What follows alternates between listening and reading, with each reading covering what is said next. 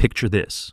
A man stands in his one-room apartment at 4:59 in the morning, staring at his phone alarm about to go off. He's exhausted. His body screams for more sleep. He's worked a double shift the day before. His bank account is overdrawn, and every logical part of his brain is telling him to hit snooze. But something inside him whispers that today needs to be different. He takes a breath, swings his legs off the mattress on the floor, and decides to trust that whisper. That decision, that single moment of choosing discomfort over comfort, becomes the hinge point that transforms everything. 3 years later, that same man owns 2 businesses and mentors 15 employees. His life looks unrecognizable, and when people ask him what changed, he doesn't talk about luck or connections or some magical breakthrough. He points to that alarm clock. He points to 5 in the morning. Now, before you roll your eyes and think this is another one of those toxic productivity speeches about grinding yourself into dust, stay with me. Because what I'm about to share has nothing to do with hustle culture and everything to do with understanding how your brain actually works when nobody else is watching. Let me show you how this actually works. The man's name was Marcus, and when he set that first 5 a.m. alarm, he wasn't trying to become successful. He was trying to survive. He had been living paycheck to paycheck for 6 years, working as a warehouse loader during the day and doing food delivery at night. His daughter was 4 years old, and every time she asked him for something simple, like a new toy or a trip to the zoo, he had to calculate whether he could afford gas money. That's not ambition talking. That's desperation with a plan. Here's what most people miss when they hear stories like this. They think waking up early is about getting more hours in the day. That's not it. Not even close. The real power of 5 a.m. has nothing to do with time and everything to do with identity. Think about this. When you wake up before everyone else, before the phone starts buzzing, before the emails flood in, before your kids need breakfast or your boss needs that report, you're operating in a bubble of pure agency. For those first 60 to 90 minutes, you're not responding to the world. You're not reacting. You're creating. And your subconscious brain registers that difference. It starts to believe something new about who you are. Marcus didn't know any of this intellectually, but his body knew. That first morning at 5, he sat at his kitchen table with a notebook he'd found in a dollar store. He was so tired his handwriting looked like a child's, and he wrote one sentence: "What would I do if I wasn't afraid?" Let that sink in. Not what do I need to do, not what should I do, but what would I do if fear wasn't running the show? And in that quiet space, with the world still asleep, he wrote down something he'd been too embarrassed to admit out loud. He wanted to start a cleaning business for small offices. He'd noticed during his warehouse job that the offices always looked neglected, trash overflowing, bathrooms disgusting, break rooms sticky. He'd mentioned it once to a coworker who'd laughed and said, "Yeah, good luck competing with the big companies." That comment had lived in his head for 2 years, but at 5 in the morning, with nobody around to judge him, he let himself want it anyway. Here's where it gets interesting. The next morning, he woke up at 5 again. Not because he felt motivated, he felt terrible. His alarm went off, and every cell in his body wanted to quit. But here's the psychological pattern most people don't understand. Motivation doesn't create action. Action creates motivation. Marcus dragged himself out of bed because he'd made a promise to himself the day before, and breaking that promise felt worse than being tired. He sat down with that same notebook and wrote down 3 businesses he could call to offer his services. Just 3 names, no grand plan, no perfect pitch. 3 names. Then he went to work at the warehouse like normal. But something had shifted. He had a secret now. He had a version of himself that existed in the early morning that was different from the version that loaded boxes all day. So, what do you do with this information? You start with the smallest possible commitment, not 5 days a week, not some elaborate morning routine with meditation and journaling and cold showers and green smoothies. You set your alarm for 5 a.m. one time. That's it, one morning. And when it goes off, you get up and you sit somewhere quiet. You don't need to have a plan. You don't need to be productive. You just need to prove to yourself that you can choose discomfort when it matters. Because here's the thing that nobody talks about. Waking up early isn't hard because you're tired. It's hard because it forces you to confront the gap between who you are and who you want to become. That gap lives in the space between your warm bed and the cold floor. And every morning you cross that gap, you're training your brain to believe that you're the kind of person who does hard things. Marcus kept this up for 3 weeks before he made his first call. 3 weeks of just waking up, sitting with his notebook, writing down ideas, and then going to work. He didn't tell his girlfriend. He didn't post about it online. He just did it. And during week 4, on a Tuesday morning, he called the first business on his list, a small accounting firm with 8 employees. The receptionist sounded surprised to hear from him so early. He asked if he could speak to whoever handled facilities. She put him through to the office manager, a woman named Patricia. Marcus's voice shook as he introduced himself.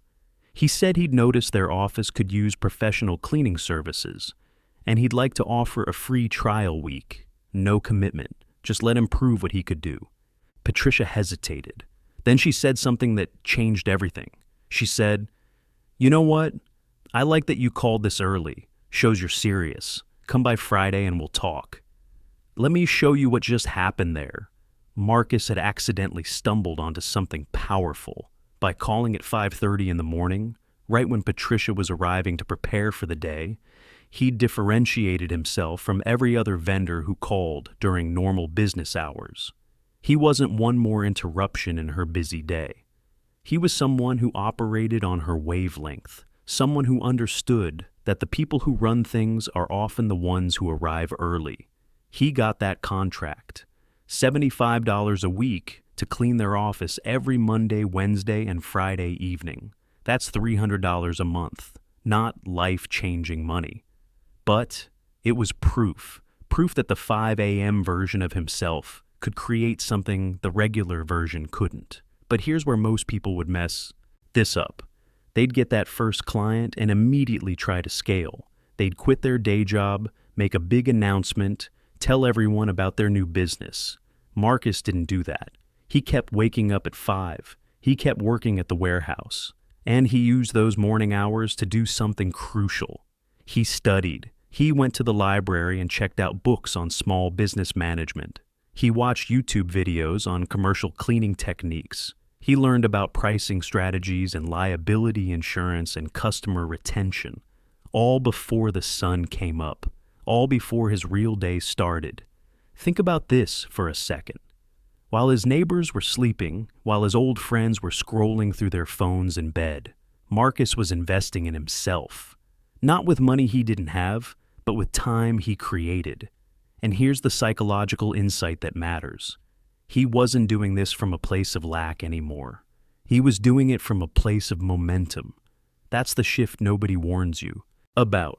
When you start waking up early and actually using that time intentionally, you stop operating from scarcity and start operating from abundance. Not financial abundance, time abundance, creative abundance, mental abundance. You have more of yourself available because you're not depleted by everyone else's demands yet. 6 months in, Marcus had 4 clients. He was making $1,200 a month from his cleaning business, and he was still working full-time at the warehouse. He was exhausted, sure, but it was a different kind of tired. It was the exhaustion that comes from building something, rather than the exhaustion that comes from treading water. His girlfriend finally asked him what was going on. She'd noticed he was different, more present, less anxious. He told her everything about the 5 a.m. wake-ups, the notebook, the business, the plans. And she said something that almost derailed him. She said, "That sounds really hard. Are you sure you want to keep doing this?" Here's what most people miss in that moment. She wasn't being unsupportive. She was being realistic. She cared about him and didn't want to see him burn out. But Marcus had learned something crucial during those early mornings. He had learned that sustainable change doesn't feel comfortable. It feels uncertain. And if you wait for it to feel easy, you'll wait forever. He told her, I don't know if I want to keep doing this, but I know I don't want to go back to who I was 6 months ago. Let that sink in.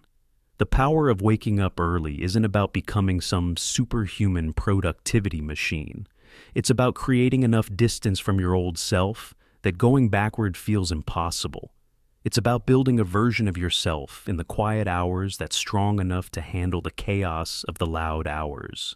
Marcus kept going. By month 9, he had 8 clients. He was making $2,600 a month from cleaning. He did the math and realized he could quit the warehouse job and go full-time with his business if he got just 3 more clients. But instead of rushing it, he kept the warehouse job for another 4 months. He used that time to save money, build systems, and make sure his business could survive without him panicking. Month 13, he quit the warehouse. On his last day, his supervisor asked him what he was going to do next. Marcus told him about the cleaning business. The supervisor laughed and said, "Good luck with that. Those businesses fail all the time." That comment would have destroyed him 2 years earlier, but the 5 a.m. version of Marcus just smiled and said, "Thanks for the opportunity here. I learned a lot." Here's where it gets really interesting. When Marcus went full-time with his business, he didn't stop waking up at 5. That's the mistake people make. They think the early wake-up is a temporary sacrifice to achieve a goal, and once they reach the goal, they can sleep in. But Marcus understood something deeper. The 5 a.m. Wake-up wasn't the tool, it was the foundation. It was the daily reminder that he was someone who chose his future over his comfort. He used those morning hours to work on his business instead of in his business. He developed training materials for future employees. He created systems for quality control. He reached out to potential commercial clients. And 18 months after going full-time, he had 15 employees and contracts with 12 businesses. He was making more money than he'd ever imagined. But the real transformation wasn't financial. His daughter was 6 now, and when she asked for things, he didn't have to calculate gas money anymore. He could say yes. He could take her to the zoo, buy her the toy, enroll her in dance classes, and the look on her face when he said yes, without hesitation, without stress, that was the real reward. So, what do you do if you're hearing this story and thinking it sounds impossible for you? You start by understanding that Marcus didn't have any advantages. He didn't have a college degree. He didn't have rich parents or business connections. He didn't have startup capital. What he had was a willingness to feel uncomfortable every single morning. That's it. That's the only resource you need. Here's the tactical part. Tonight, before you go to bed, put your phone across the room. Not on your nightstand. Across the room. Set the alarm for 5 a.m. When it goes off, your body will do everything it can to convince you to go back to sleep. Your brain will offer you every excuse. You'll think, "I'll start tomorrow. I need more rest. This is stupid. What difference will one morning make?" Let me tell you what difference one morning makes. One morning proves that you can trust yourself. One morning shows your subconscious that you're capable of keeping promises to yourself. One morning creates a small deposit in the bank of self-respect. And when you compound those deposits over time, you become someone you didn't know you could be. That first morning, don't try to be productive. Just sit somewhere quiet and ask yourself the same question Marcus asked. What would I do if I wasn't afraid? Write down whatever comes up. Don't judge it. Don't edit it. Just write it. Then go about your regular day. You're not committing to anything except listening to yourself when nobody else is around to influence you. The second morning, ask yourself, what's one small action I could take toward that thing I wrote about yesterday? Not a massive overhaul of your life.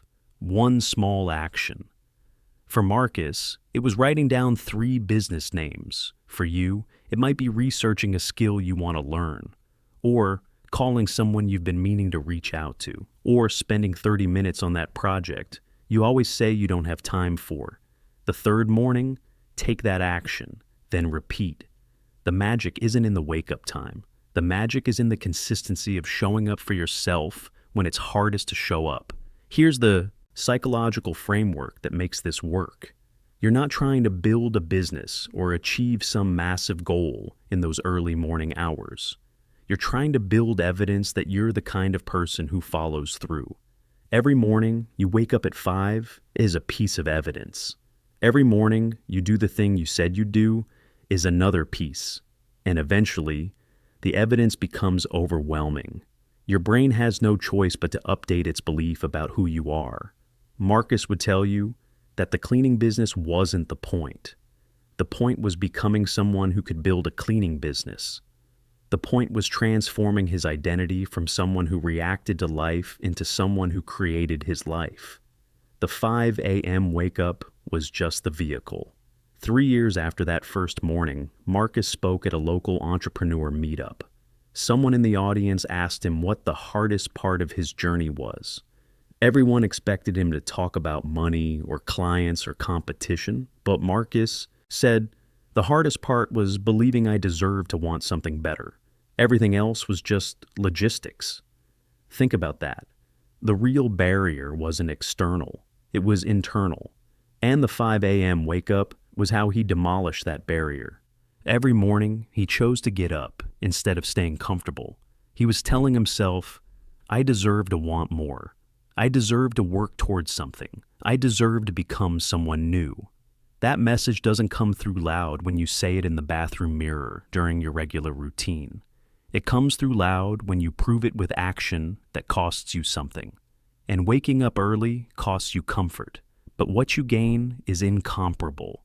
So here's the truth nobody wants to hear. Your life won't change because you wake up early. Your life will change because waking up early forces you to confront whether you actually want your life to change or whether you just like the idea of your life changing. Those are two very different things, and the gap between them is revealed at 5 in the morning when your alarm goes off and you have to decide who you're going to be that day. Marcus used to be a man who loaded boxes and barely made rent. Now he's a man who employs people and provides for his daughter without anxiety. The distance between those two versions of himself wasn't crossed in one dramatic leap. It was crossed in thousands of small steps that all started at the same time, 5 in the morning, when nobody was watching, when nobody cared, when it was just him and his future self having a conversation about what was possible. That conversation is available to you too. It starts tomorrow morning. Set the alarm. Put the phone across the room. And when it goes off, remember this. You're not just waking up early. You're waking up to a version of yourself that's been waiting for you to take them seriously. The rest is just time and repetition. But it all starts with that first uncomfortable moment when you choose your potential over your comfort. Everything Marcus built started there. Everything you'll build starts there too. The alarm will go off. The only question is whether you'll answer it.